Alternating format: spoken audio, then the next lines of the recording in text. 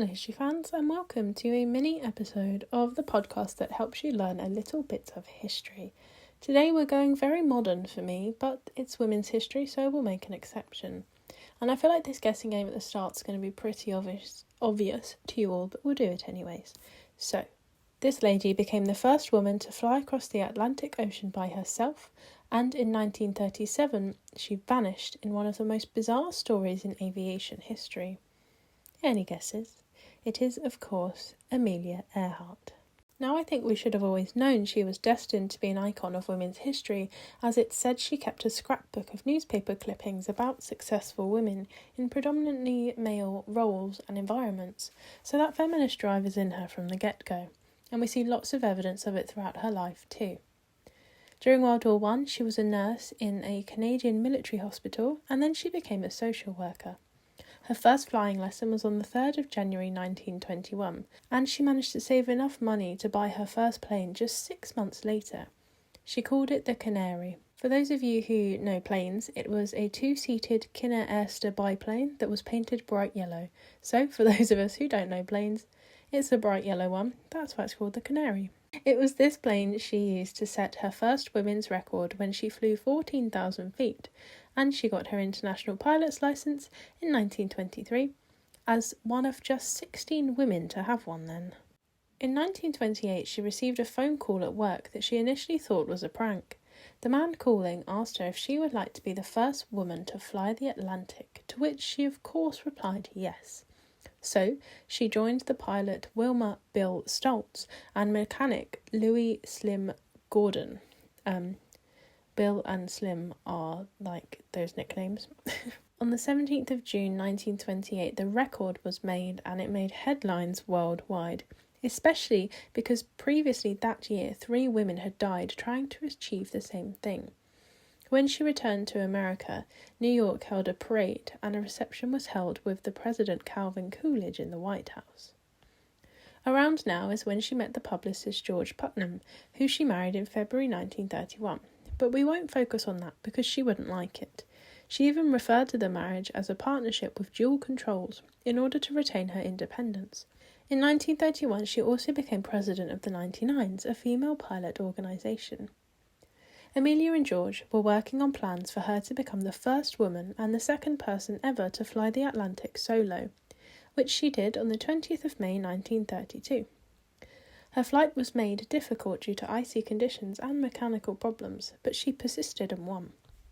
President Herbert Hoover then awarded her a gold medal from the National Geographic Society, and Congress gave her the Flying Cross, which was the first one to ever be given to a woman. She was praised for her courage and skill, and she said to have felt that the flight proved that men and women were equal in jobs requiring intelligence, coordination, speed, coolness, and willpower, which of course we are. In 1935, she was the first person to fly alone over the Atlantic and Pacific Oceans, and she set at least 5 speed and distance records. During her solo flight across the Pacific, she was of course cold, and she had a hot drink, noting, "Indeed, that was the most interesting cup of chocolate I have ever had, sitting up 8,000 feet over the middle of the Pacific Ocean, quite alone." But what you probably know her for is something much bigger. She decided that she wanted to mark her 40th birthday with something epic, one monumental final challenge. She wanted to be the first woman to fly around the world.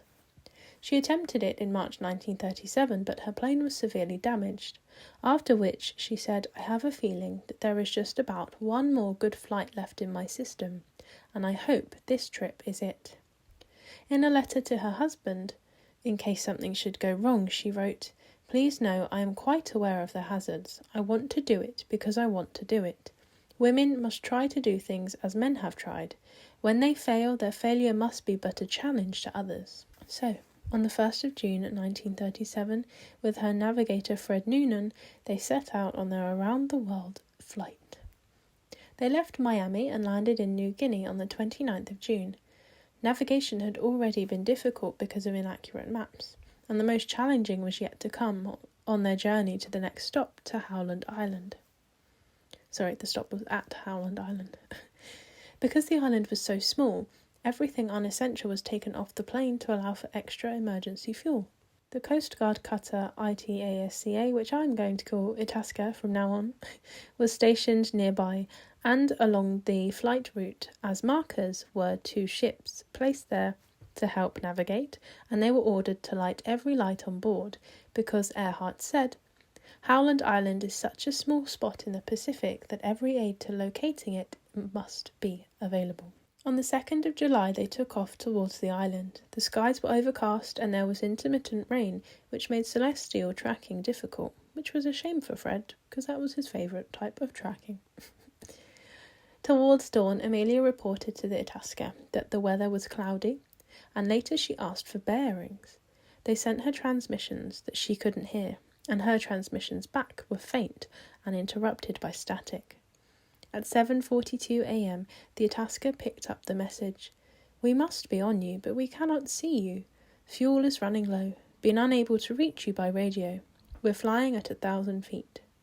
The ship's response wasn't heard, and then at 8:45 a.m, Amelia reported, "We are running north and south," and nothing else was heard.